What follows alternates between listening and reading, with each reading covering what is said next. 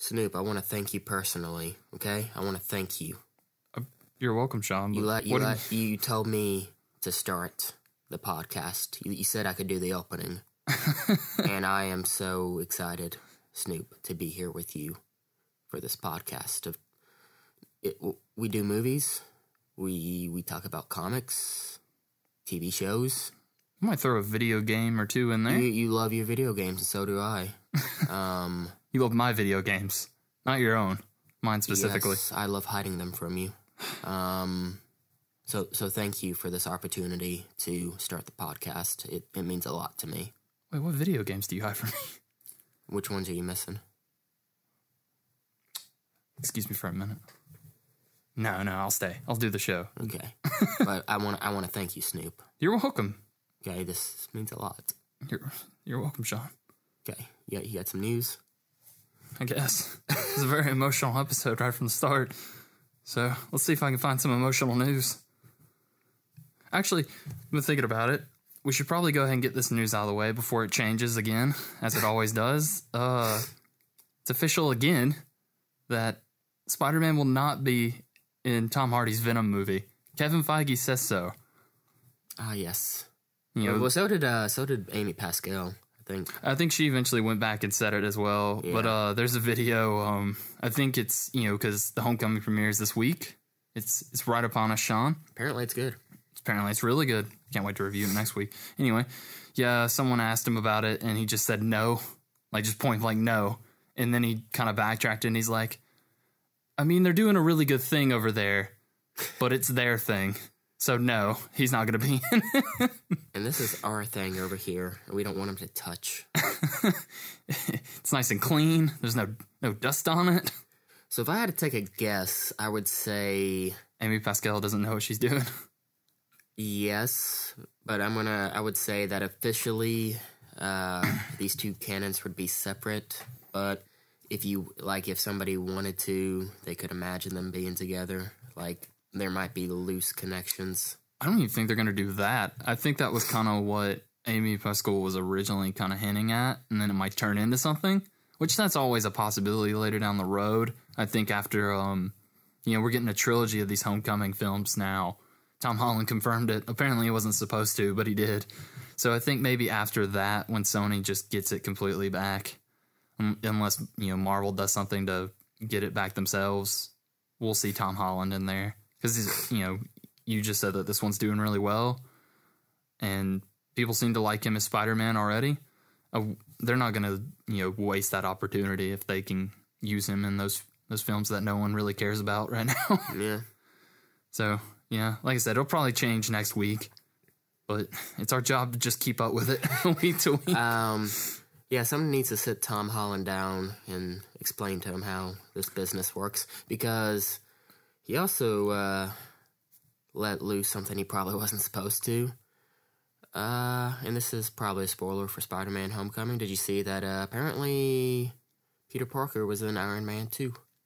Yeah, there was something about that. I don't think I ever really read it. Do you remember at the end in the expo, you had the kid with the Iron Man mask on, and Tony Stark comes in and saves him? Vaguely. Was that supposed to be Tom Holland? That was supposed to be Peter Parker. Yeah. Huh. Hold on. Yep. Yeah, I know recently they just, in an interview with him, he's in Avengers 3, yeah, and he's going to be in Avengers 4, but apparently they won't tell him anything about Avengers 4. Like, he literally just says, like, I'm not allowed to see that yet. Yeah. Because they don't want him spilling. Which, I mean, he's still pretty, he's been acting for a while now. But these are kind of his first big breakout roles. So, obviously, he's really excited about what he gets to do. But he's not trained to keep Marvel secrets. And, they love their secrets. So, yeah, I am wondering if that's going to be some big emotional connection that Tony Stark saved his life as a little kid. It was probably meant to be some big flashback moment that he let loose on all over the Twitters.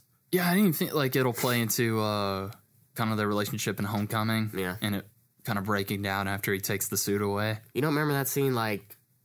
It's at the end, the final fight. There's this kid wearing an Iron Man mask, and he holds up his hand. Oh, and yeah. Then, Tony Stark gets in front of him, and he holds up his hand. So it's good shot or something. Yeah. Oh, that's supposed to be. Yeah. Oh, okay. Huh. That'd actually be really good. Yeah. But if it isn't there, I'll still like it. I mean, I think that works really great. You know, when obviously Iron Man plays a huge role in this movie, he's on every poster they somehow managed to crank out. Apparently, from what I've heard, the scenes you see, like in the trailer with Tony Stark, those are the only scenes he's in the movie. So it's a bit more than a cameo, but not quite like a guest star apparent. Like you know what I'm saying? Kind of like a recurring type role, if that. Yeah, I mean, I certainly hope that's the case. I don't want this to be an Iron Man and Spider-Man movie. Like, I don't really need a scene where Iron Man tries to fly in and save the day from the Vulture and he gets beat. First of all, that wouldn't really make sense. Why should the Vulture be able to beat Iron Man, who's been doing that a lot longer? But also, I don't need that scene and then Peter to see that and kind of step up. He should just do that anyway. So, but either way, I'm really excited to see this movie. I've heard good things about it. And this is the 6th Spider-Man film. Yeah. So we're due a good one anyway. We'll talk about more of that next week when we officially review it though, Sean. But until then, let's get on with the news. See, I got some news here. Oh, speaking of Marvel, it seems that Captain Britain might be introduced in the MCU. Have you been seeing stuff about that? Yeah, I saw that. Yeah. Kevin Feige said it's definitely something they've kind of been shopping around and seeing how they could fit it in there. Although he does say a lot of stuff like that.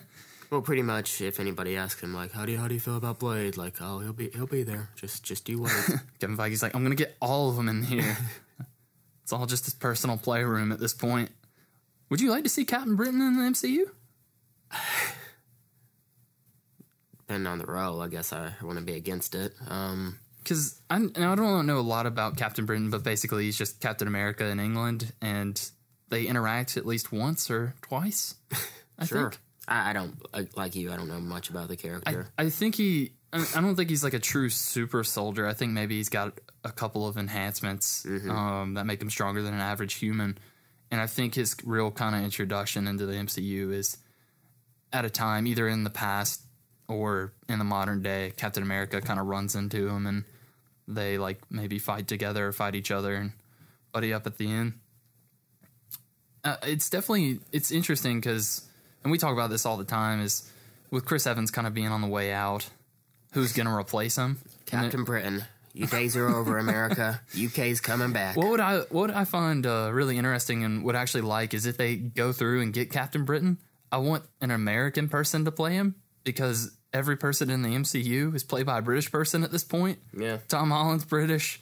Doctor Strange is played by Benedict Cumberbatch. Everybody in the MCU is British. So I'd like that if it was an actual American playing a British man. Apparently, he has superhuman strength, speed, endurance, agility, durability, reflexes, incenses, force fields, energy beams, and flight. He's got incense. Yeah. He smells really good. Senses. Oh. So, yeah. So thanks, Wikipedia. Yeah, I mean, if it was just kind of a, maybe even just like Captain America goes to England and then he kind of shows up and helps him out and we never see him again, that'd be kind of fun. I think we've gotten to that point now where we don't need every, comic book character that's thrown in here to have a huge role. I think it'd be fun just to have these characters just be around and maybe show up, help out once, or not even help out, just kind of be in the background. It's just kind of a nod. Kind of like how Howard the Duck's in the Marvel Universe. Will he get a movie? Probably. We have to talk about Snoop. What? Yeah, I can see the look on your face. Oh, the thing we just watched. There was an Inhumans trailer. Yes, actually, I just watched this trailer for the first time because I've been putting it off. I knew it came out, but I really didn't want to see this. And now I'm wishing I hadn't seen it. It looks like TV. Yeah, which isn't good. It's like special effects, costumes, the sets. It looks very TV. The performance nothing's really there about the performances. We don't see the only character that speaks is Maximus the Mad, Ramsay Bolton himself. Iwan Rheon, I think's his name. Yeah. But Which I can definitely tell why they play him up, because he is the most well-known out of all the actors and actresses coming off the back of Game of Thrones. But yeah, there seems like there's so much just not going on with, like, the Inhumans are weird and cosmic and interesting. Yeah, well, if you look at, like, because you see, like, crowds of the Inhumans in their city of Tillin on the moon, and they all just look like people. They should be, like, these strange monsters and all this and that. Yeah, just a mix of different aliens and people with different powers. And, they're on the moon. They have this society. And it doesn't even really feel like there's a lot of them on there. Like, you have that one crowd scene you talked about, but there's a scene, I think, where they're just kind of sitting around having dinner talking about, like, should they go back to Earth or should they just live on the moon? And it feels empty. And Lightbolt needs that mask. Yeah. There's one scene at the end where you see him getting beat up by cops. Oh, yeah, I wanted to ask you about that. He has superhuman strength and endurance, or at least he's supposed to. Like, he can hold his own against the Hulk for, like, a brief period, so... Oh, he's just getting beat up by cops. Yeah. Now, what stuck out to me about that particular scene is, he's getting beat up by the cops, and they hit him so hard that at one point he loses his, he loses his grasp on keeping his voice. Yeah. I thought that was like one of the big things, is he's trained for years how to not let that out unless he wants to. So, yeah, that's what I'm saying. Like, why is this guy king if he's dangerous if he can't control his powers? Lockjaw looked pretty cute, though. As far as special effects on TV goes, he didn't look half bad. I mean, it's certainly the best CGI teleporting dog that I've ever seen. Mm-hmm. I wouldn't be surprised if... That's the one time he teleports. Well, if Marvel was like, look, you have to have because Scott Buck, who's... Your best pal. Yeah, leading all this, he's very, I don't think he likes comic books. Yeah. So he was probably like, I don't want the Bulldog. And Marvel was like, you have to have the Bulldog. Fine. And that's where all the money went towards. He's just shaking his fist at all the higher-ups on the next level. Like, ooh. And, Medusa's hair does not look any better than it did in the picture. I feel like it's a little better in motion, but at the same time, we should have seen it, like, because it's been one of the topics of controversy since that first set photo, to kind of turn us around. They should have had it do something in this trailer. Well, I mean, it's supposed to be constantly moving around on her head. Is the idea, but it's just a really bad wig. I understand you can't, for one of the prominent characters, you can't do that on a TV budget, just like nonstop, but still, we should have seen something. Yeah, the way this comes out September 1st, I think, the first episode. Well, it goes. The first episode's going to theaters on September the 1st. I think it's the 29th is when it comes to TV. Oh, it'll actually come to TV a day before it goes in the theaters. No, 29th of September. Oh, yeah. Okay, my bad. Yeah, I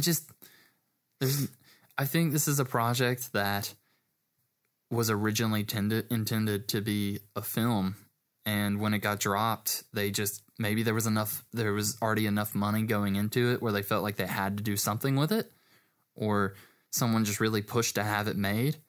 But I don't think this was a good idea if this had been on if this had been on your HBO or your Netflix, they maybe would have, had more to work with.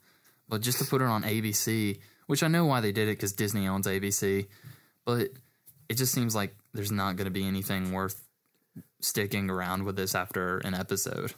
Yeah, and we haven't seen it. Who knows? It might surprise us. Yeah, the performances could be good. They need to get rid of Scott Buck. He doesn't understand any of these characters or what the Marvel Universe is about, I don't think. He doesn't understand you, Sean. Scott Buck, don't call.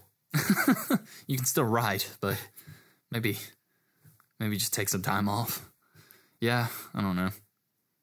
Can't wait to see it, though. Yeah? Oh, yeah. You got any other news that we could talk about until then, though? I should, Snoop, if you got some. Actually, I've got something right here that I kind of want to run by you. It's not really news, but I wanted to talk about it. Oh, you should get that checked out by a doctor, yeah. Oh, yeah. Well, before that, let's talk about what's going on with my favorite franchise, Avatar. Okay, so as you know, Avatar 2 is still on its way, along with 3, 4, and 5, or however many they're making these days. Well, apparently, Avatar 2 will be projected in glasses-free 3D. What? That's right. You don't need glasses showing. You just walk in there for the headache. How does that work? Apparently, it's just apparently they've had it. It's just never really been pushed in, main cinemas before. Yeah. It put the 3D glasses companies out of business. Yeah, because that technology's kind of been around. Like you have your 3DSs, I think they make the 3D TVs like that now. Before you needed the glasses, but now you can just watch it. So, it's definitely been around. What I find interesting is I feel like the reason they're saying this is to go ahead and get people back in, because the first movie made as much money as it did on the spectacle it was with the 3D coming back. And I guess, this movie when is the second one supposed to come out now? Is it like 2019? Yeah. So that'll be 10 years after the first one, right? Yep. As you know, I haven't seen it, and I never will. Soon you gotta make it part of your check it out segment. I never will. But yeah, I think that, who's ever in charge of this, maybe even Cameron himself, they just kind of sat down and they're like, look, no one really cares about this, but we're going to make it. So what can we do to get people in here? And it's the highest grossing movie of all time, but for some reason nobody cares. No one talks about it. Exactly. Yeah. And that's what I'm saying. I think that's partially just because of, that was the thing that brought 3D back to the cinemas, because it's like new and advanced. I think that's how they're going to market this new one. Is it's going to be a mix of, there's 3D you've never even seen before. You don't need glasses. And also they'll kind of push like, it's been 10 years since the original. See where they've been. I just don't go see this movie.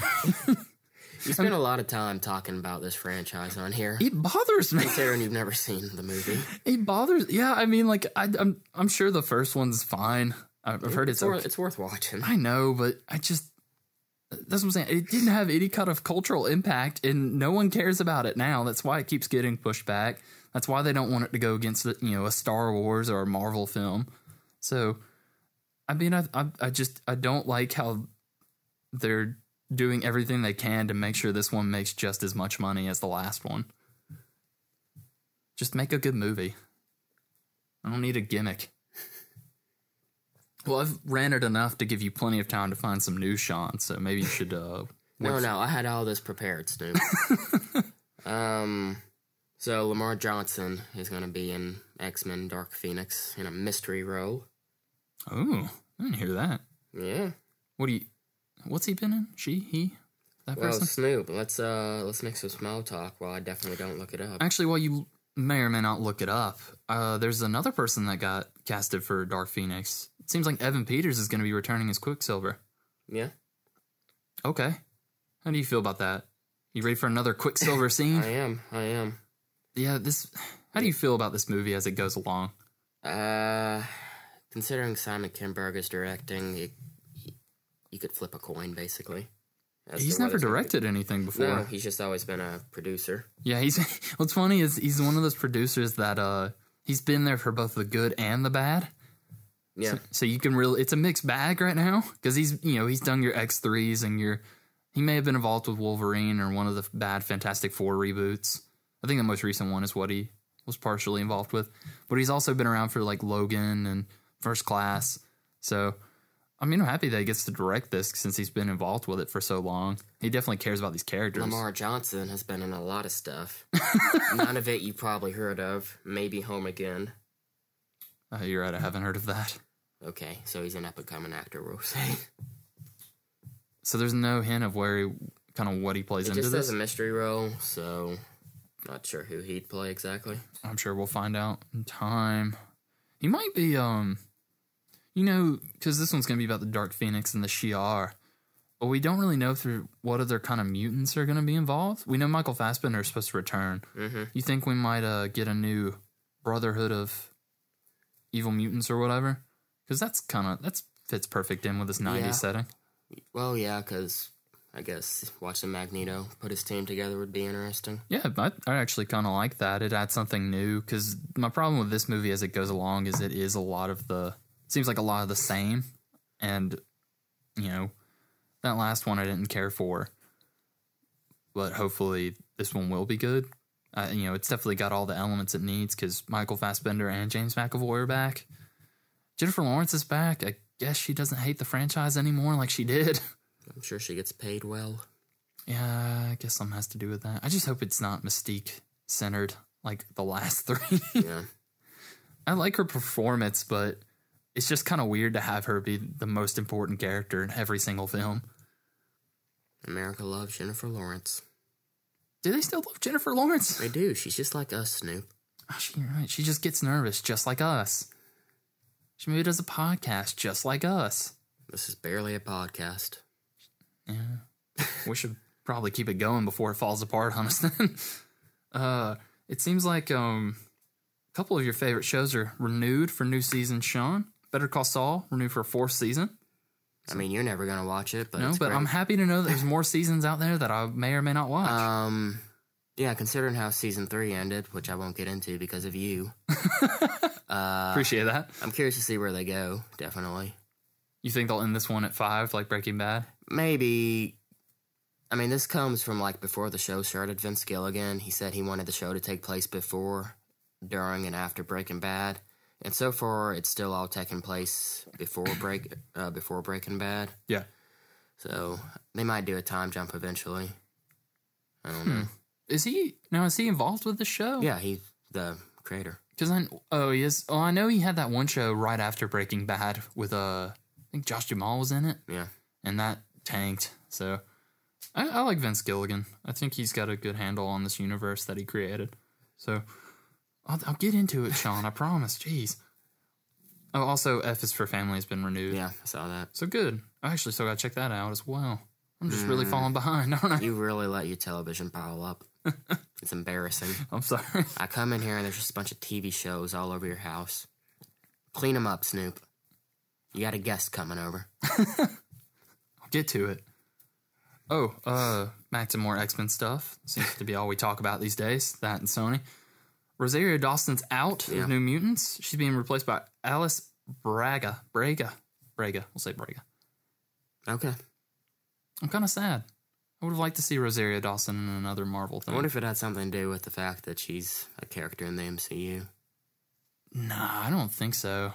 I don't think that would have involved... I mean, she is in every single Netflix show, but I don't think that would have interfered with her work there. Maybe she just didn't want to play a nurse. I'd like to see her come to one of either... I mean, obviously she can't be in the MCU, but maybe get a fairly big role in a DC film or an X-Men film. Like, now that she's not in this. Alice Braga apparently has been some pretty good stuff, though, so... Like, I didn't know enough about that character to really be upset that she's gone, but I love Rosario Dawson in anything, so... Hopefully she'll find something else soon. I got some more news here, Sean. More Fox Marvel news. You ready for it? Oh, you talking about the 6 X-Men movies? You know I am. Yay. They're not... No titles released yet, but, 6 new Marvel films between 2019 and 2021. Mm-hmm. We'll see if they actually do all of them. Studios do this a lot where they just stake out future dates. Yeah, and get them before someone else does. Yeah. Yeah, let's see. It says right now, the 6 dates are in 2019. It says June 7th and November 22nd, and then goes into 2020 with March 13th and June 26th, and one in October the 2nd, and then the last one is March 5th, 2021. So, and like I said, there's no details about what those movies might be. Hopefully another Fantastic Four. It's definitely a possibility, as we talked about last week, how they're probably going to reboot that again soon. Yeah, I mean, you kind of have ones you can more or less pick out, like a new Deadpool movie, I'm sure. Whatever, maybe a New Mutants 2. But, some of those could be anything. I think they're still setting up X-Force. I think it's still a thing. So after Deadpool 2, it'll probably be one of those in either the 2019 or the 2020 slate. One that might, is still kind of up in the air whether or not they'll bring her back. But they might bring back Daphne Keane for an X-23 solo movie kind of later as she grows up. Yeah. I'd like that movie. I'd like to see that. I really liked her performance in Do Logan. child actors still grow up to be ugly? Or did Haley Joel Osment, was he the last one? He took one for the team. Oh. No, I think we're kind of past that point, aren't we? I don't know. Hollywood's better. It's how they used to cast them. They'd get, cute kids with, like, round faces and everything. Yeah, which people like that grow up to be ugly. Yeah, well, I mean, they're still pretty bad. No offense to ugly people. No offense. I mean, you're certainly not anything pretty to look at, Sean. Snoop, I come here week after week, and you do this.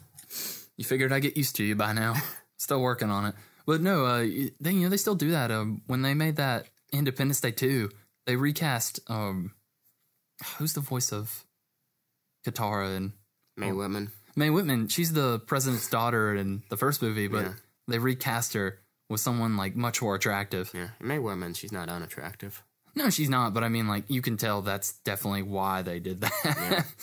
They got someone, young, blonde, and skinny in there to play the exact same character.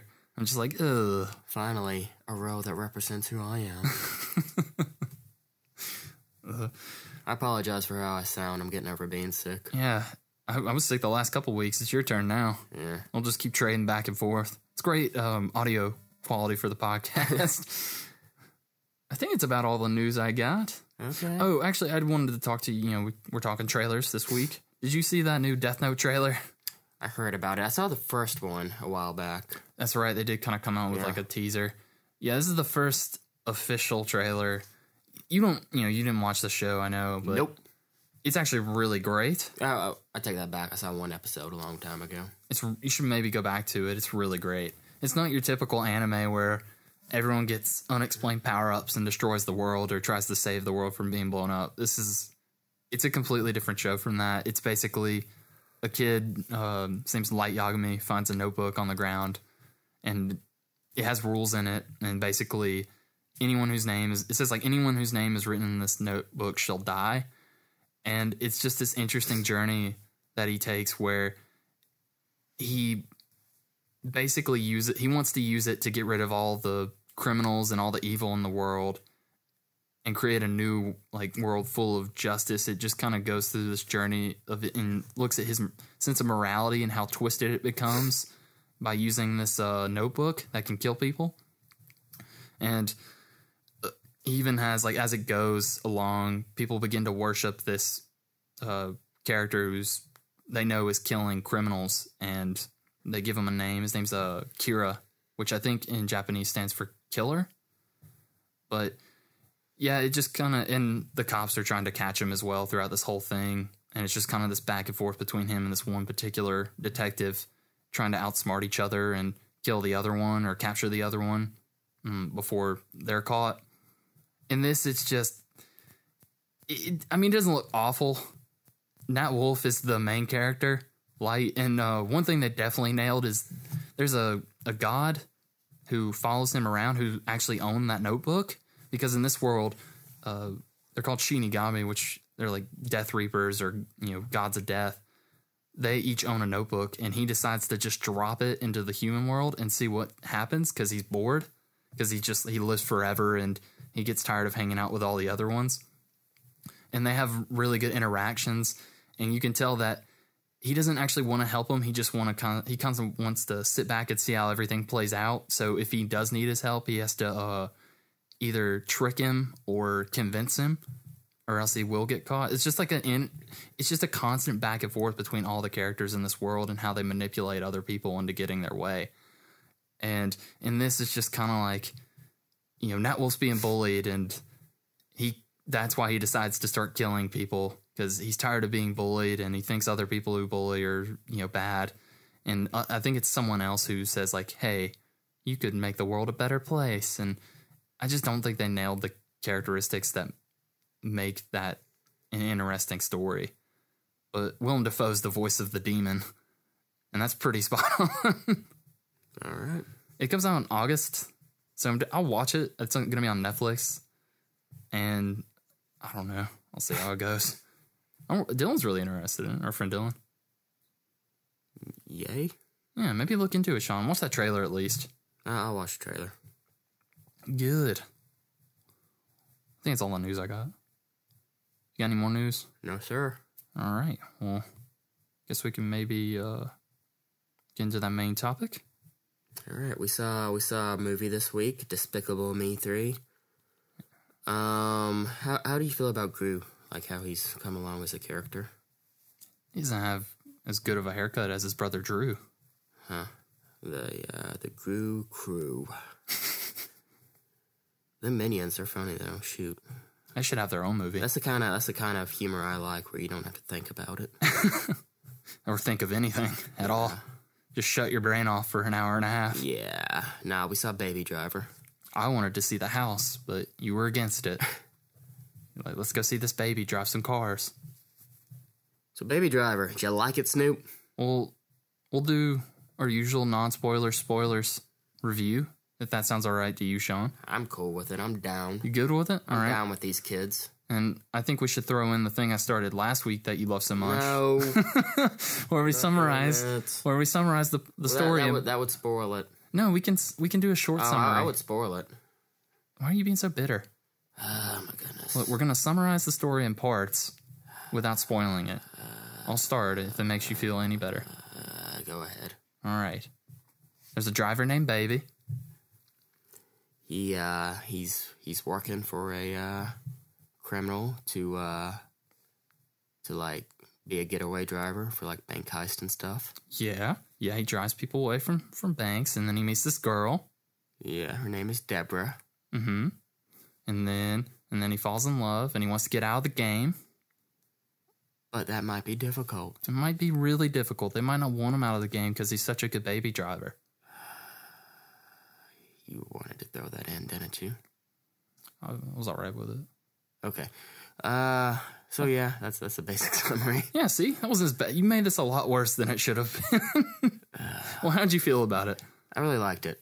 I did too. Yeah, Edgar Wright, I always get excited when he comes out with something, because I don't necessarily love everything he makes, but he's always trying something different. And you gotta appreciate the level of detail he always puts into his movies. Yeah. Stuff that you probably don't even pick up on until like the fifth viewing. Yeah, exactly. And that's just because you're kind of caught up in, like, even the stuff you do catch early on is just kind of amazing to see. And especially in films today, you know, we talked about last week how with the Spider-Man trilogy, how it felt different from the kind of how generic and cliche the Amazing Spider-Man films were. And that's more common in films today. You know, nothing's really original when it comes to a lot of these movies that are coming out. It's just kind of by the book. So to have a guy like this, and Christopher Nolan's another one who just, they make films because they want to tell a specific story and make a specific kind of film. And that's fun to go into. Yeah. Well, even the opening, because Edgar Wright's movies, his openings always get you jazzed up for what you're about to watch. Him using like the car as means, the steering wheel and the windshield wipers and stuff to like kind of dance with his music he's listening to. You immediately know what you're in for. Yeah, it's a great opener. Yeah. We'll kind of go more into that in spoilers. I guess we'll talk about let's talk about a big part of this film. How'd you feel about the soundtrack? It worked. It works really well. There's, since Guardians of the Galaxy came out, movies have been kind of pimping their soundtracks more. Kind of using it to play into the film. Yeah. It uses songs where it needs to be. You can compare it to Suicide Squad, where the opening to Suicide Squad is like 6 songs, one after the other, to convey each character, and it does not work. It's like someone trying to find a song on the radio. But, yeah, it makes more sense here, where it plays along with the action and the characters, how they're feeling at the moment. Yeah, it really and there's does. usually, a lot of times, they'll talk about a song before you actually hear it. And it leads into it nicely when you actually do hear it. Yeah, I think that kind of speaks, I'm sure a lot of work alone went into picking the songs for this movie and how they kind of, like you said, they fit into the action of the scenes. And also just how they, because the soundtrack comes from the characters themselves, choosing songs, and they're supposed to fit the mood, and kind of, it gives more, it's interesting to see how that gives more character development as the film goes on, to me, instead of just kind of just using exposition to say, like, this person's like this, and they like to do these kind of things. You just kind of get how these characters act and think through the music they play, which is it's used to great effect in this. Yeah. How's the driving for you? There's some really inventive car chases in this. Yeah, I think 95% of this was mostly practical. Yeah. Well, it's also shot very well. Like, you can actually tell what's going on. There's a lot of homages to, I think, 70s car chases like Bullet and stuff. Yeah. I think especially the opening, the text, where they have, like, the title across the building. I think that's an homage to the movie Bullet. But, yeah, it's really good. Yeah, I was really interested to see, because I knew I only saw the first trailer of this film, maybe one or two going in, and I knew this was going to be a pretty, fast-paced movie with a good bit of action in it. I didn't exactly know how much, but I was interested to see how much of it was actually going to be the driving, and I would say a majority of it is driving, like scenes and, kind of chase scenes, and I think that works really well for this character is a getaway driver, and kind of how he would, if he got into a scuffle, how he would deal with it. How were the characters for you? Well, I think Ansel Elgort, is that how you say his name? Igor, something like that. Igorpowicz as Baby. I don't find him to be an incredible actor, but I think the role for this kind of, because he's mostly a silent character, I think he's able to pull it off. Yeah, it's not necessarily a lot of emoting, but it requires him to be a lot of pretty animated with his gestures and everything, and quick reactions. And I think like you said, I don't think he turned in a bad performance at all. He's very charismatic on screen when he's there, I think, but maybe if he had talked a little more, he might not have been. And he actually, because part of the idea is he's a really young person. They never say his age. I'm guessing early 20s or something like that. He's supposed to be. Yeah. But he actually looks that age, which helps. Yeah, especially when you put him around the people he's involved with. They keep referring to him as this kid and everything. And doubting him because he is so young. Yeah, normally when they say that, when you're watching a movie, the character looks like they're about 35. But yeah, it works here. Yeah, and the supporting cast in this is actually maybe even better. Like, a lot of people turn in great performances in this movie. Jon Hamm's great in this. Jon Hamm's great in this. Legitimately scary in certain parts. Yeah, and Jamie Foxx might just be himself, but it works. Have you ever seen Horrible Bosses? No. He plays a very similar character in that, but he's just kind of like, it all ends up just being an act. Like, he's just kind of talking tough. In this, I think this is that same character if he was a complete psychopath and lunatic. And between him and Jon Hamm specifically, there's some really tense moments in this film. And I don't know exactly I didn't know what was going to happen. And of course, it's not really a huge surprise, but Kevin Spacey's amazing as well. Yeah. That man can act like no one's business to me. I want to ask you, and we'll go more into it in spoilers. What was your impression of the girl, Lily James? I think she was meant to be more thematic than anyway. She was meant to give Baby some drive. Ooh. To get out of a situation. That's how I took the character anyway. Yeah, that's fair. Like I said, I want to talk more about her in spoilers. She's not developed that much. There's a lot of... And I guess it's just because you don't see a lot of her. She makes certain decisions throughout the movie about the future of her life that kind of seem odd to me. Kind of rash. Yeah. Yeah, like, their relationship is a big part of this film.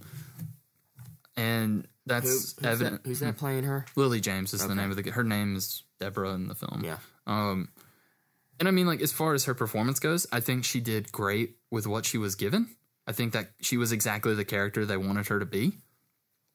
As far as, the relationship being as big a push as it was in the trailers and everything, to see it in the film, it is just it comes across as odd. And I don't know if it's necessarily because, and this is how I took this world is a very hyper reality world. Like, everyone's just there's exaggerated traits about everybody, and I think for the other people it works more because they're given more to do and more to say. She just when scenes with them just kind of felt out of place. The chemistry was pretty good between her and Ansel Gort, though. Yeah.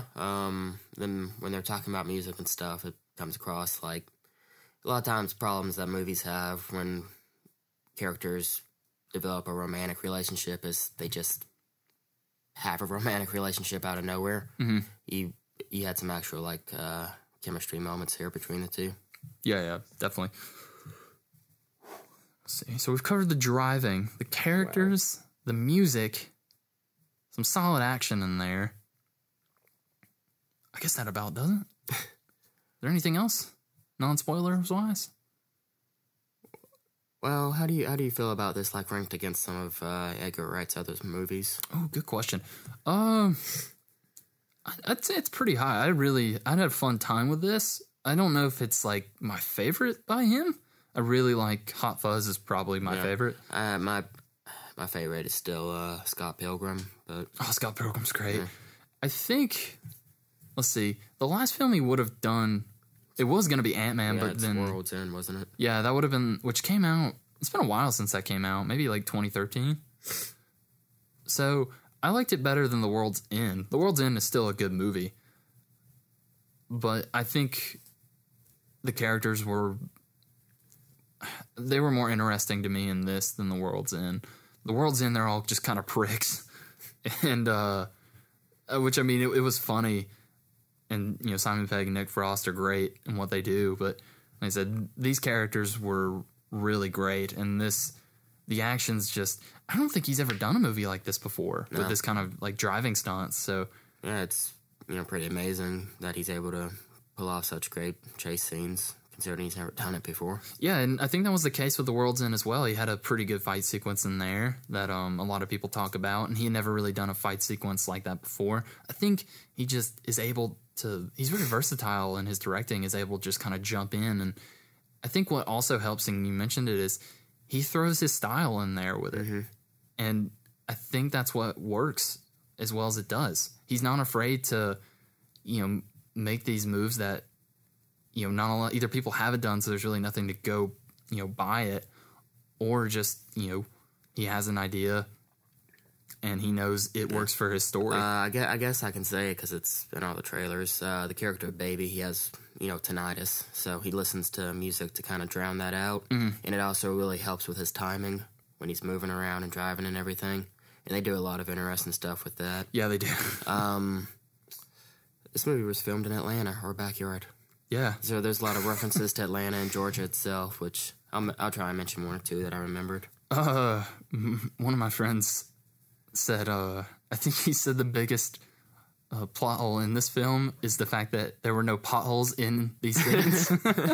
Yeah, I-75 is falling apart. Yeah, I-85 literally fell apart. Well, I guess I can go ahead and say this one. At one point, he's going through the radio and he changes to 97.1 The River. Yeah. Which is a classic rock station around these parts. So that was pretty cool, I thought. Yeah. It's funny to see that kind of stuff. And they didn't even brag about it like The Walking Dead. Nope. One more thing. There's a good bit of comedy in this film mixed in with all the tension and violence. Did that work for you overall? Yeah, I don't... Edgar Wright, the only movie that I really laughed at was probably Scott Pilgrim of his. I find a lot of his... they're funny, I find a lot of his movies, but they're not, laugh out loud funny to me, and that's kind of how I felt with this one. There was about 2 or 3 moments I laughed at.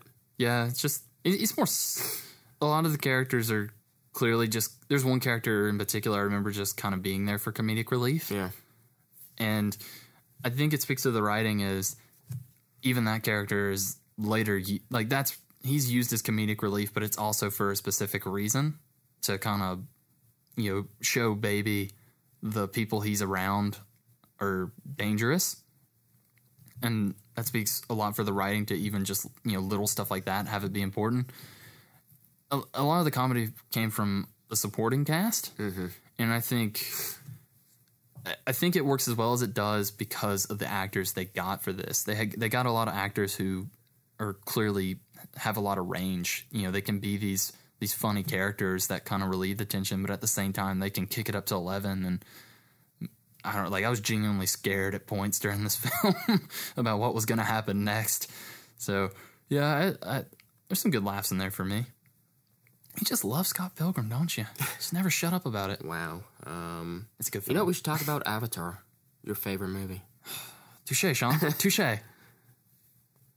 Anyway, we get into spoilers. Yeah, might as well get into spoilers. Now we should summarize the story in parts, but with spoilers. No, I'm kidding. Got me by the balls. That's not me. Oh, Gary. Now, I guess, you know, we're in spoilers now. I'll tag it later in the stamps things that I do. But just going straight into it, there's a couple things character-wise that took me out. The two particular moments I think of, and you kind of mentioned it, is the girl, Deborah herself, she makes a lot of rash decisions throughout this film to kind of be with this guy. And you don't know what... I mean, she wants to get out of being a waitress, apparently. Like, I'm assuming, this is just me, you know, assuming stuff. She's stuck in the life she is, and she wants to move forward. So maybe she sees this as an opportunity, like... Because she mentions, you know, oh, I just want to go down Highway 20 out west and listen to music. Hit the road. And then she, you know, comes along across somebody who kind of has similar interest, and maybe it just... And like, he's quick to just say, hey, let's do it. Yeah. And I guess, you know, in a normal situation, I mean, even when they first meet, the first thing he does is record her. Yeah. And I think she catches it on pretty quick. Is she's like, hey, what's that recorder? And then she hears herself singing. Now, that's not something I would necessarily do as a teenage girl in a diner if a strange man was recording me. But I guess for this world that he's set up where, you know, you have these like bank robberies day to day and people are just, you know, batshit crazy, I guess it kind of works. It just felt it did feel kind of odd to have this girl just go along with some of the stuff she does being around this guy, especially towards the end where she's like, let's kill this guy before we leave, even though I've never been in a situation like this whatsoever. Yeah. But I think she's good. I think, you know, she's cute. She plays the character well. I think she plays the character they wrote. I just think that maybe there should have been a few more scenes kind of showing why she's so keen to go along with this world. But it works.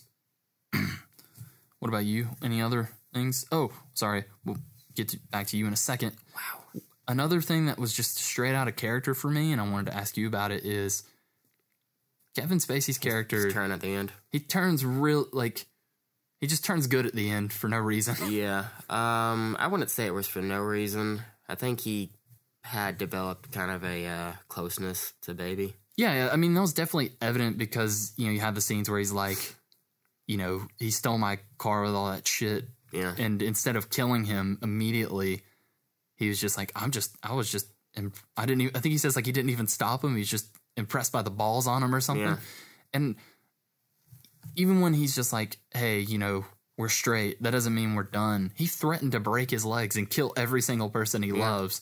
So to have him turn around and just be like... But also at that point, his life was more or less over. Yeah, I get like, that. He had nothing to... Like, his criminal enterprise was done. Yeah, but again, that was because of him. Yeah, I know. And that's, I think, what threw... And like I said, it's not that it doesn't work. It is just odd to think that this man who we've seen, and, like, not only we know, but the character himself, Baby, knows how dangerous he is and what lengths he's willing to go to people who piss him off. Yeah. Well, he gives, he lets Baby get away with a lot of stuff that, he doesn't for, like, his other members of crew. Like, one member of the crew leaves a gun behind and is killed because of it. Yeah, that's the comedic relief guy. And, Baby does all kinds of stuff, and, Kevin Spacey's character just kind of looks the other way. Yeah, and I don't know, I think like I said, I think the scene works, and I get the point of it. Excuse you. But I think, I get the point of it was to show that he actually does care about the kid. I just think for him to drastically turn around that quickly, just into those lengths, just didn't necessarily fit that character. I think what maybe for me would have made more sense is if he was already gone, because he takes pride in like knowing everything that's going on, like who baby's dating, where he lives, everything. You figured he would have known that, maybe baby would have come there and the cops were on their way too, or whoever. So maybe he would have already been gone and just kind of left some money for him along with the tape that he went back for. Yeah. And I think that would have, because I just don't expect this man who's so willing to kill someone over leaving a shotgun behind so he doesn't get caught himself is willing to stay behind and risk his own life. But, Kevin Spacey is so great in all those scenes. It's fun to watch anyway. Yeah. We talk about the car chases. There's a chase where baby's on foot for most of it. That's actually was pretty exciting. Yeah, it's pretty. Yeah, you're talking about right after he screws up the big heist at the end. Yeah, some good free running in there. Yeah, there's a good moment in there. His iPod gets broken. Yeah, and so he doesn't have his music. So if you pay attention to it, he actually he puts his fingers on his neck and like I guess he's filling the post to like keep the timing up. Oh no, I didn't. Yeah. Huh, that's really good. That scene in particular, that scene that you're talking about, I even like the initial setup for that scene way back in the beginning to show just he's also good on his feet as he is on the road, because it's right after the first heist where he gets away. He's going to get coffee like he always does, and he's just constantly, he's listening to music and he's like juking in front of people or like, running out in front of traffic, and just he times everything so perfectly. So to have him, it makes sense to have when that scene comes up, just see how good he is. Like he'll make the cops think he's running for a specific door, and then just kind of like immediately jump to the right and go through another door that he knows they're gonna have trouble getting through and everything. It's just really good stuff. And that's all the action scenes in this movie, which you think might get a little tedious, but they're all really fresh when they come up. Even the driving scenes and how different they are. What was the deal with that one guy trying to save the day, though? Was he a cop? Oh, the guy in the truck? Yeah. It's Georgia. Everybody has guns. Yeah, he had 2 guns. Yep. Really good, though. I like how he wasn't able to make the jump down the hill like he was either. Did you ever watch Hell or High Water that came out last year? No, I don't think I did. It's about 2 brothers who are they're robbing banks in Texas, and eventually, normally they try and rob banks at times where there's nobody in it. They go to like one bank where people are in it, and this being Texas, everybody immediately pulls a gun on them. it reminded me of that. It's like, I made a mistake. Yeah, yeah. This was like, I don't know. These action sequences were so. The one thing I really loved about this film, just immediately going out, that it did, like you mentioned, it does kind of the same thing that Guardians of the Galaxy did with using the soundtrack in the movie, but it's constant, and they crank it up to 11. Like everything, there's just so many little things that are timed with the music in this film, like from the gunshots going off between when the heists go wrong to well, there's even little stuff, like when they're in elevators, a character always, like, points at exactly the moment. Yeah, like right when the ding, yeah.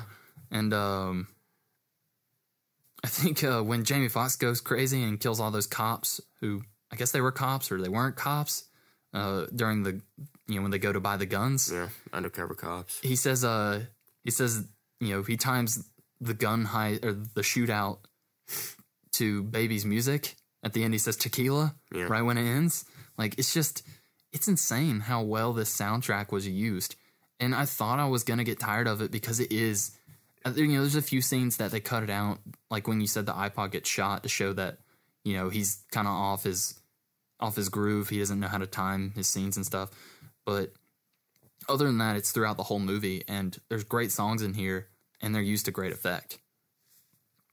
Apparently, that scene where he's getting coffee, as he's walking by. There's graffiti on the walls. Yeah, it says what the lyric is. Saying, yeah. Yeah, so crazy. And like you said, that's stuff that, people wouldn't necessarily notice until, like, maybe they watch it. Well, I noticed it on the first time. Why don't you just brag about it, Sean? But no, really good stuff. This is like, and that's Edgar Wright's, one of his big pulls is how he's going to use editing for his story, because he's real big into that. Yeah. And I think this was just a huge, like, step up. Like, he went for broke in this. I'm all about it, Sean. How'd you feel about the whole thing with the mom? Yeah, it made sense for why he's the way he is, Baby's character anyway. How he likes music so much. Yeah. Well, just, his mom gave him his original iPod, which iPods apparently still exist in this universe. He's got so many. Yeah. It wasn't just that. It was sunglasses, too. He just kept whipping them out of his jacket. Yeah. But yeah, it was an effective scene when you saw the flashback of his dad was abusive towards his mom and the car crash on good old I-75.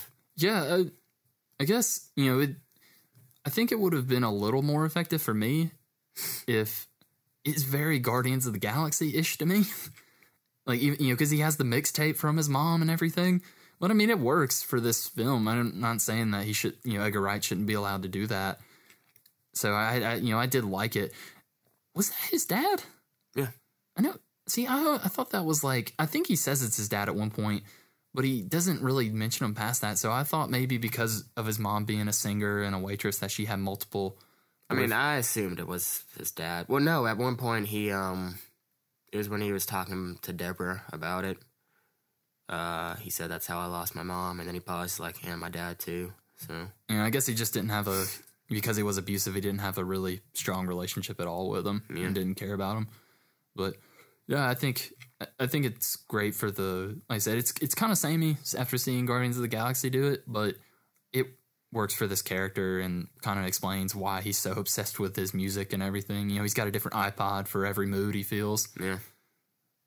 Even when he's feeling a pink and glittery mood. How'd you feel about his foster dad? I didn't quite get that. Yeah. I mean, I guess I didn't get how he came into his life. It's not really necessarily clear if he adopted him or if it's someone his mom knew. Yeah, at first I thought they were just like roommates or something. Yeah, he just needed a place to stay. Yeah, I guess that's who raised him after he lost his parents. I don't know.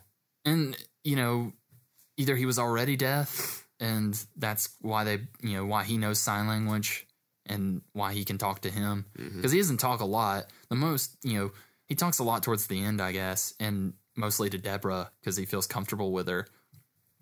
But a lot of this, all the scenes between them are just signing, which, I think the character's fine. I kind of liked how, he knew what was going on with him vaguely, even though Baby tried to keep it a secret. But he didn't turn him in because he knew he was just, caught in a bad situation and he loved him anyway. Yeah. What else is there to talk about? There's so much to talk about, honestly. Let's talk about the supporting characters. We talked about Deborah. Want to go into Jamie Foxx and John Hamm? Okay. A bit? That diner scene in particular. Yeah, it's really intense. Yeah, I was on the edge of my seat. When he grabs the gun.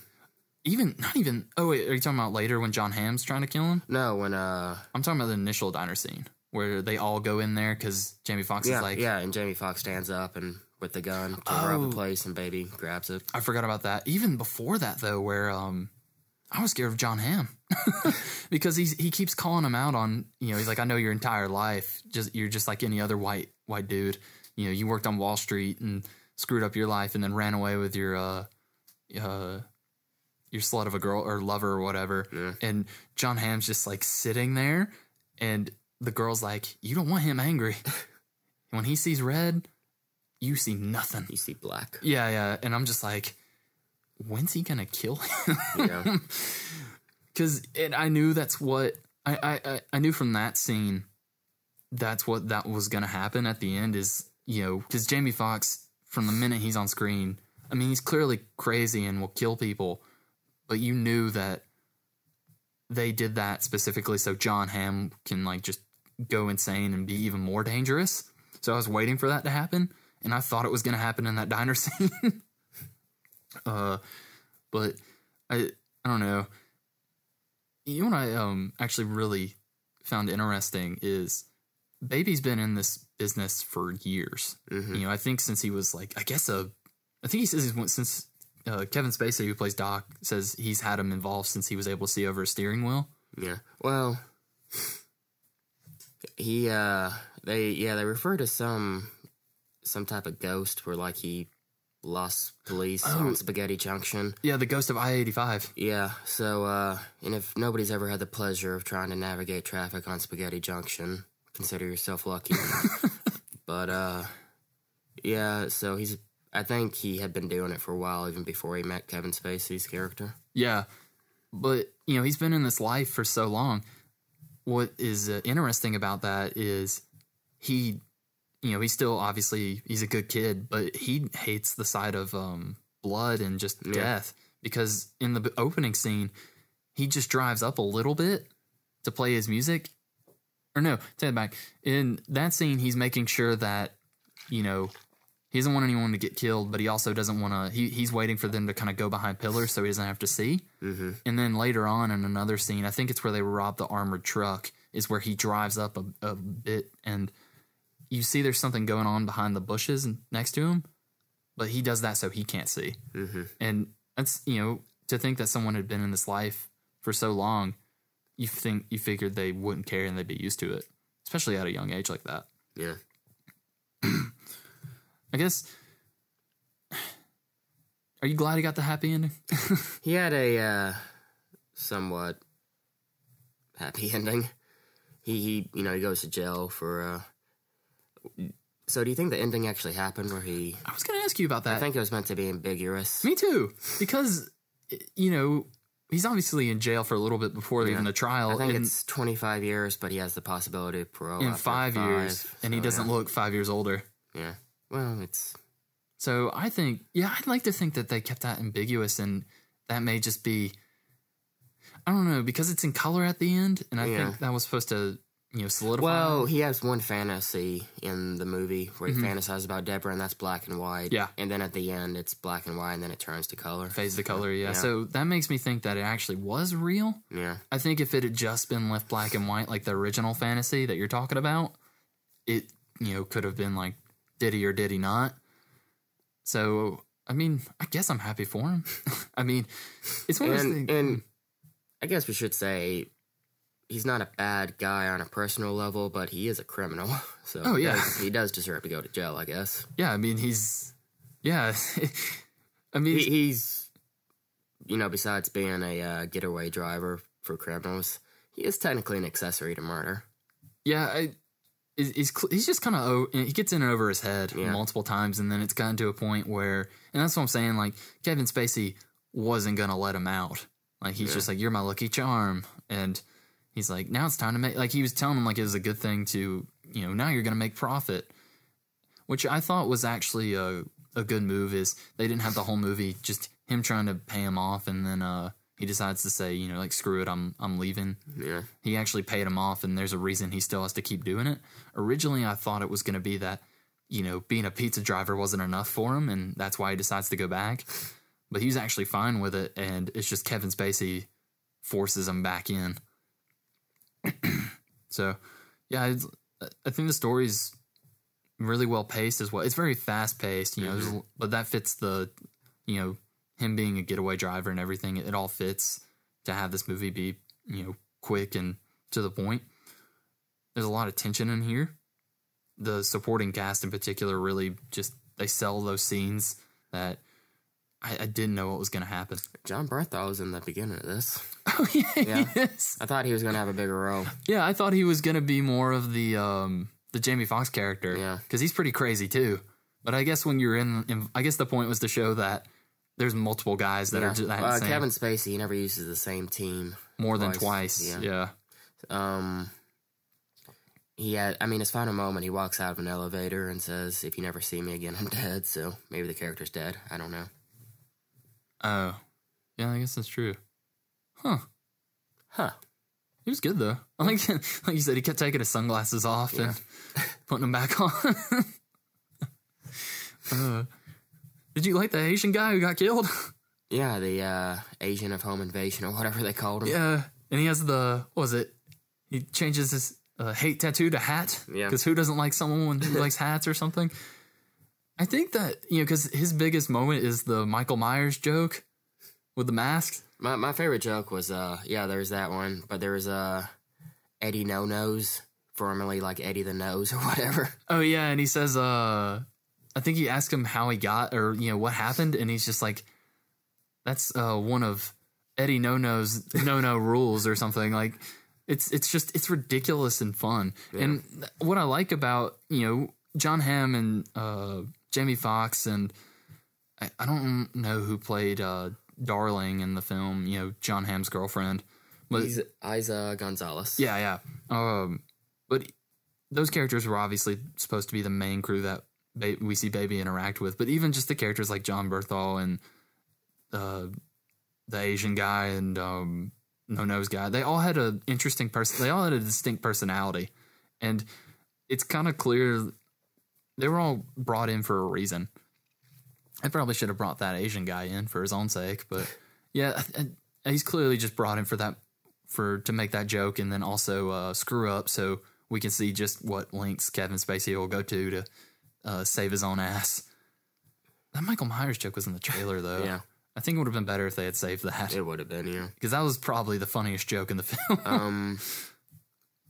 So we found out Baby's real name is Miles. That's fun. Yeah. And it, driven a lot of miles. My favorite part, because, they all had code names, is we find out, I think Jamie Foxx, or Kevin Spacey's character calls Jamie Foxx an idiot or something. He's just like, says something about his name only being 4 letters. Mm-hmm. And he's like, that isn't my real name. And he's like, go home, Leon. Yeah. So that's kind of funny. Jamie Foxx was really good in this. He deserved to die getting skewered, though. Did you know that was going to happen? Not the way it happened. I knew that was going to happen. Yeah. He kept looking at that pole at least 2 or 3 times. Yeah. I'm like, whoever gets in the front of that car is going to have a bad day. What was your favorite song that they used in this? Ooh, I really liked, was it Bell Bottoms was the first song. Mm-hmm. That was actually... I like how they used Brighton Rock by Queen. Oh, that was so good. How, I think it's John Hamm who asks, what's your killer track? And he brings it back in the end of the fight. Yeah. I think my favorite song, those were both really good, but I think my favorite song, and I don't even know the name of it, was the one at the end, at the black and white to color scene, the one about Baby Driver or whatever. Yeah. I think that was really good. Apparently on the soundtrack, the Was He Slow remix is on it. Where he has the different tapes that he messes with. I guess we should talk about that scene since, you kind of brought it up. How'd you like the final fight? It was pretty brutal. Yeah. A lot of cars in there. Yeah. Which you kind of see like all of Baby's abilities during that because he keeps disappearing during the fight and then he'll pop up in another car and then he'll jump out of there and then he'll pop up in another car. Yeah. Yeah, it was pretty good. I just don't... I said, I don't know if I would have put that girl in that fight. I probably would have told her to go hide. Yeah. I mean, she was obviously helpful because she hits John Hamm with a crowbar. And John Hamm was resilient. Mm-hmm. He would not die because he gets shot in the diner and then he makes his way all the way back. He killed those cops to take that cop car. And he was so good in this. That scene in the diner where he, I think he's asking her if he loves her. And he's about to shoot her in front of him. That was a tense scene. Yeah. And then that cop comes in there, and you think they're about to be busted, and of course he's just like, where's the bathroom? Really good stuff. I think this movie was just as good as I thought it was going to be, maybe even a little better. Just maybe work on that romance a little more. I think that was the weakest point for me, is I don't really see... Like, I can see why he's so obsessed with her, because, well, he is kind of creepy, if you think about it. He's mysterious. He is mysterious, isn't he? Just wearing those white shirts. Not an ounce of blood or dirt on him. But, yeah, just her just kind of going along with it. I mean, she was going to run straight into that pile of cops at the end. Was that the bridge? I think it was. Because I know they were shooting something over there. Were they shooting on Flash Shoals? Yeah, a few months ago. That could be there. Because I kept trying to look for visual references. I didn't even think about that, because it was, yeah. It probably was. We jumped off that bridge. A lot. I thought that's what he was going to do. Yeah. I was like, he's going to jump. It may have been a different bridge. I don't know. Huh. Who's to say? Yeah, the only reason I say that is I know they were filming a movie over there a few months back. I mean, you just brag about all the movies being filmed in your town, Sean. Everything's filmed in Georgia now. I love those tax breaks. Yeah. We should probably be in one of those. Nah. They're looking for extras for Avengers still right now. I do have the body type. You can be boy in sweater number 4. The Russo brothers are like, okay, there's a nameless army just chasing you. Run. Like, this isn't even the movie set. Just run. Just run that way and don't come back. They shut the gates on you. Like, is the scene still going? They call me like 2 days later. Like, are you still running? Like, yes, Joe and Anthony. Good. One of them's probably in the crowd with you. Good movie though. Yeah, really good. Yeah, really fun time. It definitely washes the taste out of the last movie I saw.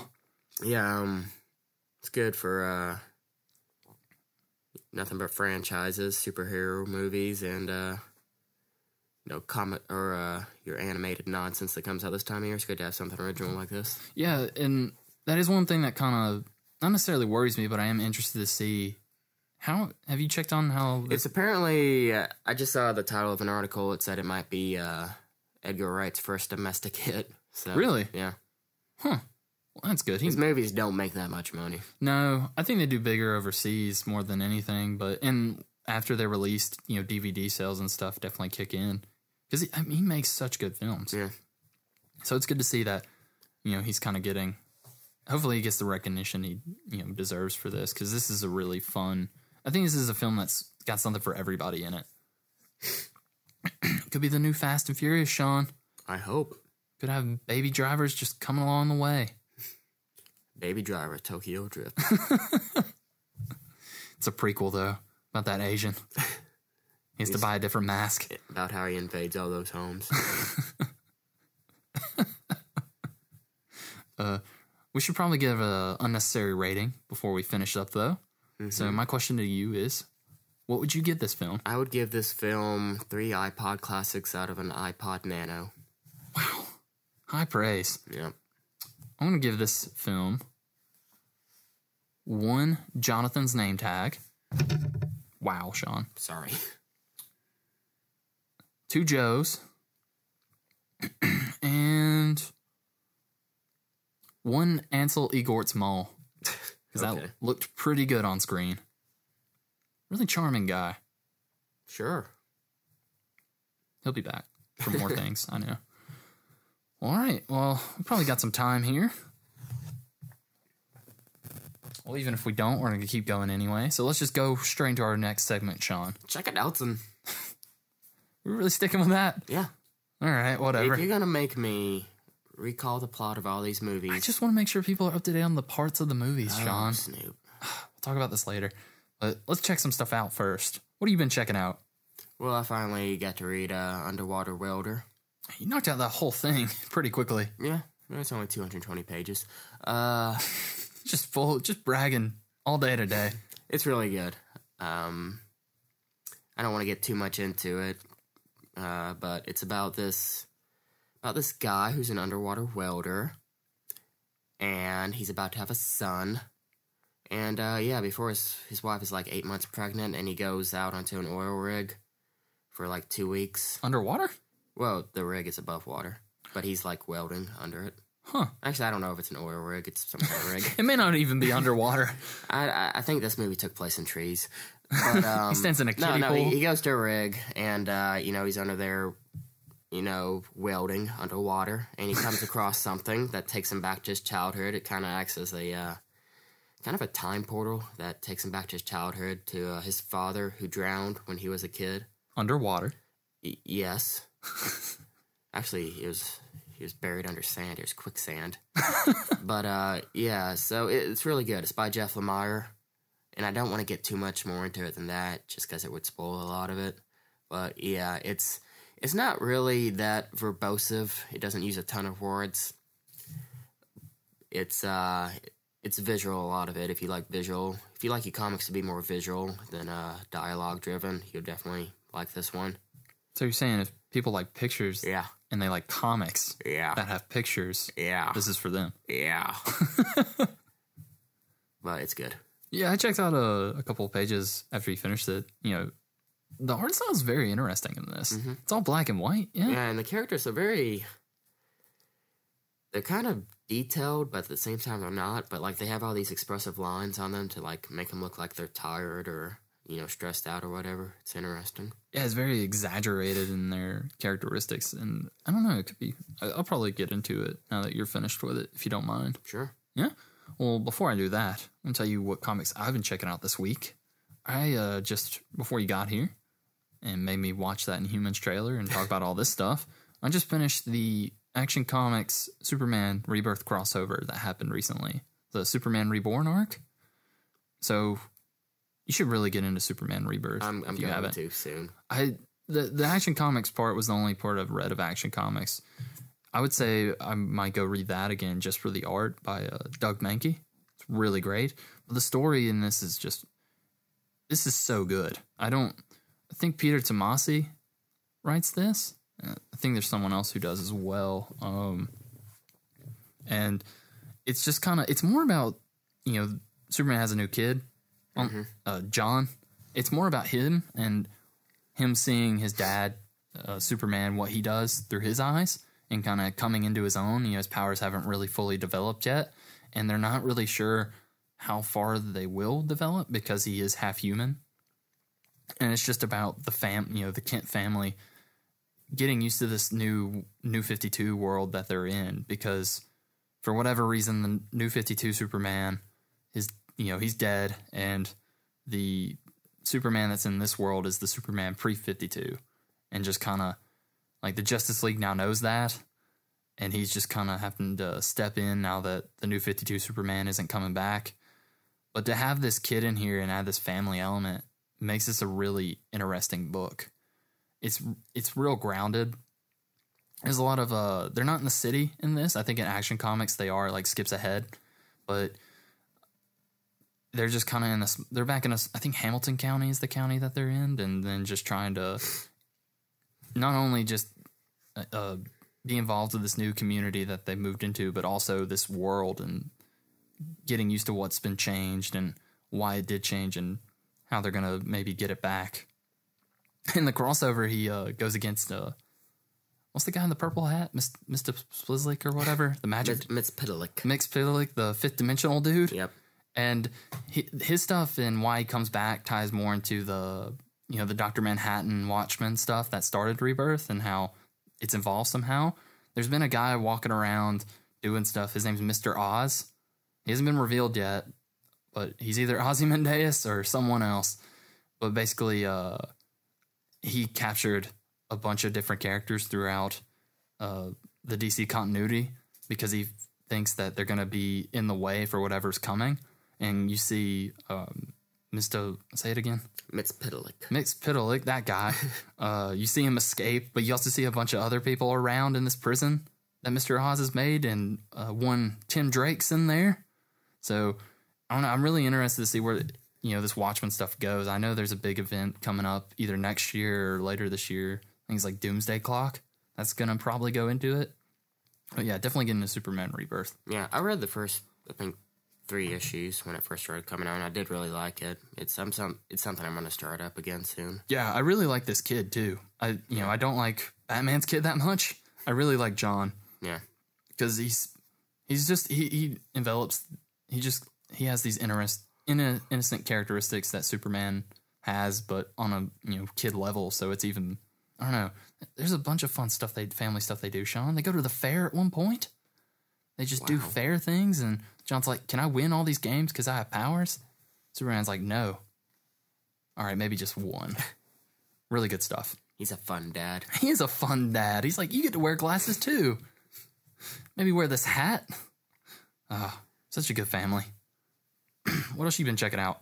That'd be about it. I won't tell you. I'm going to try and watch a movie over this coming week. I know you're going to hate that I'm watching it. So I look forward to that next week. What is it? No. We're going to save that. Dang it. Now I want to know. You'll find out. All right. Have I seen it? No. You're going to get angry that I watched it, though. Is it Avatar? No. Don't worry about it. Next week? Yep. Wow. Guess I'll wait. I don't want to. I like seeing you get angry. I'm very angry. Very heated right now. We'll talk about one more thing before we go. I checked out a new video game. I know you're just dying to hear about. As a gamer, I want to hear about it. I've been playing through a game called Life is Strange. Every month, PlayStation, if you're part of their subscription service or whatever, which I am, you are. You have 2 subscriptions. I don't know why, but I mean, you seem pretty committed to it. I support them so much. Well, because of that, Sean, you can download a game or 2 games every month that come out for free. This month's game was Life is Strange. There's another one, but I didn't play it. And basically, it's about a girl named Max who she lives in a small town, and she has a dream where she's at the town's lighthouse and there's a huge storm, and then she wakes up in class and she's like, well, that was pretty real, but it wasn't real. Hey, wait a minute. I've got time travel powers. Huh. Yeah. And it's pretty, they make those Walking Dead games you've maybe heard about where it's just kind of walking around, point and click type stuff. Oh, yeah. Yeah. Well, it's not made by the same developers, but I think Square Enix makes this one. And basically that's how you play it is you walk around and you make different decisions. You're like, maybe, a person will ask you a question and it'll be, important to the plot and how it progresses. And you can make one decision and it'll be like, this person didn't respond to this that well. Maybe I should go back and choose the other one. And you can do that as much as you want until you leave a specific room and then it's kind of locked in. And that causes a butterfly effect that can affect how the story progresses from there. There's 5 episodes, and I'm on episode 4 right now. Been playing with my brother. We really enjoy it. Like I said, it's just kind of gameplay wise, it's kind of clunky.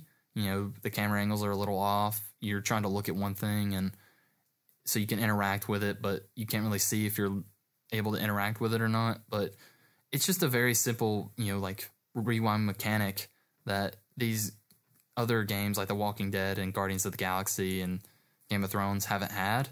And it's fun to, see, maybe I should go back on my decision. And it adds a whole nother level of stress because you're like, did I go back and change the right decision to the wrong one? Or are they both bad? I guess I'll just have to move on and see how it plays out kind of thing. So yeah, really good. And it's free right now until, I think, this coming Tuesday is when the new games go up. Okay. Well, even though it's free, I'm going to pay for it. 'Cause I support PlayStation. Because you're such a hardcore gamer, Sean. Yes. Good for you. Maybe buy me a copy then. I'll buy you 2. Yes. Well, until then, we should probably let the people go. They've been listening to us long enough, I think. I know I've been listening to you for too long. Wow. You're just the king of insults today, aren't you, Snoop? Yep. Sitting over there in your ivory tower. Well, maybe if you tell me what you're gonna watch, I wouldn't. You'll find out in 7 days. To be honest, I don't care that much. You're gonna get really upset when I tell you. I'll probably get upset, and I'm gonna laugh and laugh, and then I'm gonna talk about it, and I'm gonna laugh some more. I think this is making me more upset to wait, and then it just not be anything I care about. Oh, you'll be upset. You're gonna shake your fist to the heavens and be like, "Why, Sean? Why did you watch that?" and I'm gonna tell you the plot. And you're gonna have to sit there. You're gonna tell me it in parts? No, we're gonna do it correctly. Damn it. Is it Chappie? No. All right, let's go. I'll think about this over the week. But first, let's tell the people the things so they can get in touch with us if they want. And so let's do that now, Sean. Okay. Well, if you like this episode and you want to listen to any of our previous episodes, do that. You can find them on SoundCloud and Stitcher and iTunes and YouTube. I've got all of them downloaded, Sean. The internet's been a mess this week, but I'm going to put them up later. It's pretty cool. Yeah, it's about time. I've really slacked off, but I'm getting to it. If you want to talk to me or Sean directly, you can do that. You can talk to us on the Twitters. I'm at Snoop_Lynch. He's at the first Sean. If you want to talk to us together at the same time and just yell at us about what we're doing right or wrong with the show, maybe give us some topics about what we can talk about, we'd love all those things. So send us a letter at theunnecessarygentlemen@gmail.com and join us next week for another movie review. The movie we've been waiting for since we started this podcast, Sean. You know what it is? Spider-Man Homecoming. Yeah. Reviews are out. They're looking pretty good right now. Yeah. I think Mr. Sunday Movies just released his review, and he said it's finally a good one. Yep. So good. It's about time. I'll try not be sick next week. I'd really appreciate that. Thank you. I've been breathing on you this whole time. It's been very unpleasant. Put a couple cough drops in your mouth and just swish it around and spit them at you. I think I'm more upset that it's cherry flavored than anything. It's just unpleasant. But yeah, join us next week, guys, for that review, and we'll see you then. Bye. Bye-bye.